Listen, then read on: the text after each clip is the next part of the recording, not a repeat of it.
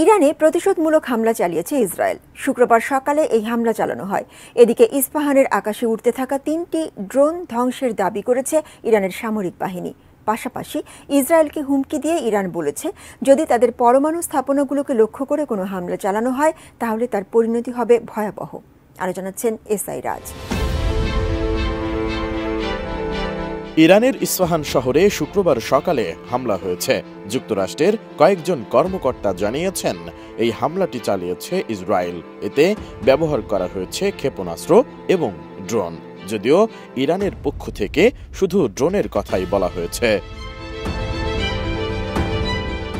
ইরানের সেনাবাহিনীর শীর্ষ কমান্ডার মেজর জেনারেল আব্দুল রহিম মৌসাভি জানিয়েছেন, ইস্পাহানে যেসব বিস্ফোরণের ঘটনা ঘটেছে সেগুলো মূলত ড্রোন ধ্বংস করার শব্দ ছিল। তিনি জানিয়েছেন, আকাশ প্রতিরক্ষা ব্যবস্থা ব্যবহার করে এসব ড্রোন ভূপাতিত করা হয়েছে।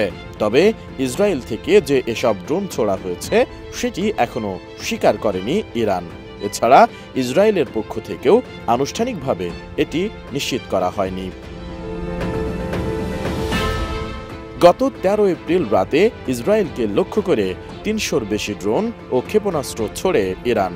ওই হামলার পর থেকেই ইরানে পাল্টা হামলারও হুমকি দিয়ে আসছিল দখলদার ইসরায়েল। এর মধ্যেই শুক্রবার সকালে এই হামলার ঘটনা ঘটল। এ বিষয়ে যুক্তরাষ্ট্র জানিয়েছে, ইরানে হামলার আগে ইসরায়েল তাদের অবহিত করেছিল এবং জানিয়েছিল আগামী 24 থেকে 48 ঘন্টার মধ্যে হামলা হবে। তবে তারা এতে সম্মতি দেয়নি।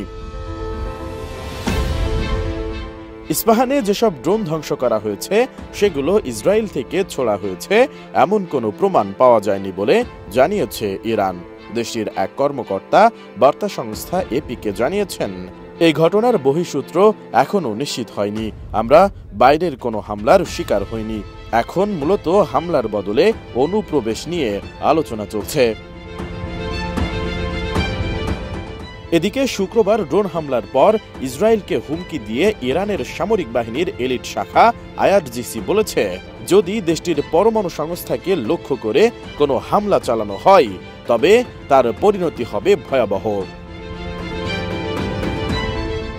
পারমাণবিক স্থাপনা রক্ষণাবেক্ষণে দায়িত্বপ্রাপ্ত আইআরজিসি টিমের প্রধান জেনারেল আহমেদ হাকতালাব এক বার্তায় বলেছেন, যদি জয়নবাদী শাসক গোষ্ঠী আমাদের পরমাণু স্থাপনা ও কেন্দ্রগুলোতে কোনো প্রকার ক্ষতি সাধনের পদক্ষেপ নেয় তাহলে নিশ্চিতভাবেই আমরা তার প্রতিক্রিয়া জানাবো এবং সেই প্রতিক্রিয়া হবে ভয়াবহ।